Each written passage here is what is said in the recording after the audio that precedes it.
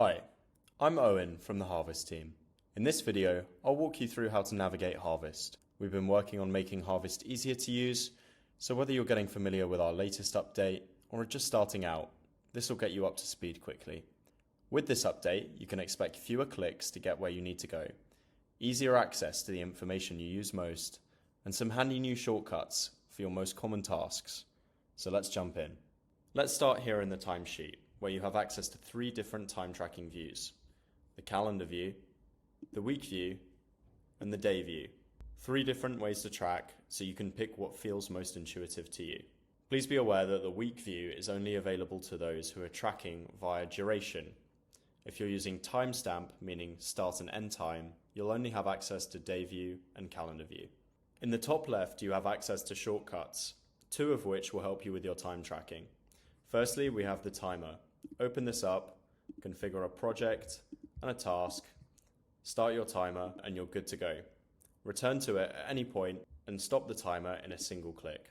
In addition to this, if you want to make a retrospective time entry, we have a shortcut to track time. This allows you to configure a date, again, a project and task, and input an amount of time. Let's go with 2 hours. I add the time entry and it's saved in my timesheet. Next up, we have the expenses tab. This is where you come to log billable, non-billable, reimbursable, and non-reimbursable expenses. Additionally, if you have the right permissions, you can come here to edit your expense categories. Think of these as equivalent to tasks, but for expenses. Within a project, it's the different categories that people can classify their expenses into. Similar to timers, we also have a shortcut for expenses. Click on Track Expenses and it will open a modal so you can create an expense regardless of where you are in the Harvest platform. Next up, we have the Team tab. This is where you'll find members, roles, and profiles. Members contains everything that used to be within the Team tab. You can see a list of all of your teammates with some handy statistics on how their work is coming along. If you want to edit one of their profiles, you can do so by going to Actions and clicking Edit. In the Roles and Profiles section, you have access to 3 tabs. Roles can be handy for having a way to categorize your employees. This is helpful when it comes to approving timesheets or doing your reporting. Profiles is where you come to do your permissions management.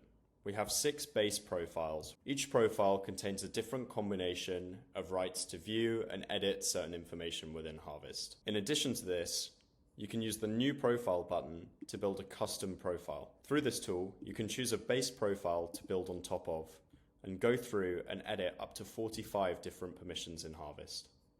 In the Assign Users tab, you can assign your team to roles or profiles. Select their names and go to the top right to assign either the role or the profile. Through the Clients tab, you can create new clients and attribute contacts to each one.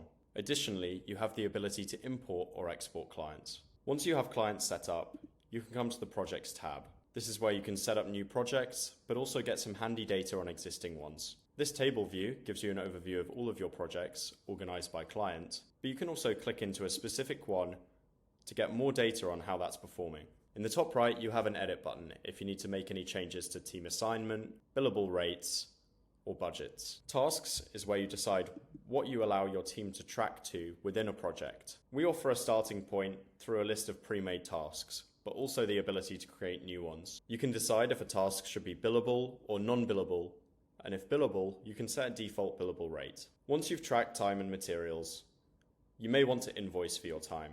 The Invoices tab, unsurprisingly, is your central hub for this. You get a nice overview page with some summary statistics and a table with all of your open invoices and one with all your closed ones combined as well. You also have separate sections for recurring invoices, retainers, and a Configure tab where you can customize the look and feel of your invoices, some default values, and the messages to send to your clients. If you want to create an invoice from any point in Harvest, you can also do so through our shortcut.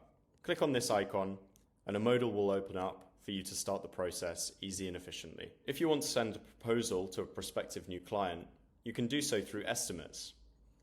Once an estimate is accepted, it will be converted into a Harvest invoice. If you're on Harvest's Enterprise tier, you'll have access to approvals. This is where you come to audit your team's time. This is where you can see all of your team's time and expenses, inspect their timesheets, and approve their hours. Once you've done so, their timesheets will be locked and they won't be able to add any more entries.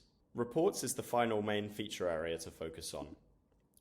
This is where you get oversight on all of your harvest data, whether you want summary tables or a detailed deep dive on your team's time. This hub has all the information you need ready to share with teammates or download for external analysis. Down here we have the integrations page. Harvest offers over 70 integrations to connect your tools, enrich your harvest data, and make it easier to distribute your data around the tools that need it. Let's go through a couple which are key to highlight. Firstly, we have the forecast integration. This is Harvest's project management tool. If you have a forecast account and connect it, you can access it by clicking on the Harvest name and switching between the two platforms at the top.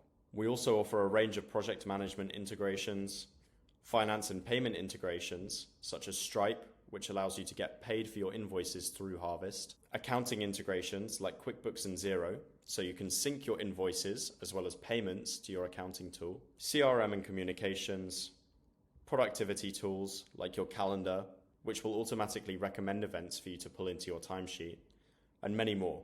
Within settings, you can find your billing information, and if you have the right permissions, your account's preferences. This is a key area of the product to know well, because it gives you freedom over the behavior of some of the Harvest features. An example of this would be whether you want to allow managers to approve their own timesheets or not. Additionally, there's a range of features which you can choose to enable, such as reimbursement requests on expenses. The final thing I want to touch on is the What's New section, a recent introduction to Harvest. Through this page, you can see every change we've recently made to the product, organized by new features, improvements, and fixes. This gives you visibility over the hard work that we're putting into the product, and shortcuts for you to be able to test out the features yourself. At Harvest, we're always keen to listen to our users' ideas and thoughts. For this reason, we've introduced a like and dislike system on every new feature, as well as the ability to comment on specific features. If you have further recommendations for what we can introduce, or broader feedback on feature areas, you can do so via the Provide Feedback button. Finally, if you click on this question mark in the bottom right-hand corner, you can get access to our Help Center or the desktop app. And that just about covers it. That's everything you need to know to get around Harvest. If you run into anything unexpected or have any feedback for us, please don't hesitate to reach out either through the What's New section or through our Help Center. Thanks for watching, and thanks for using Harvest.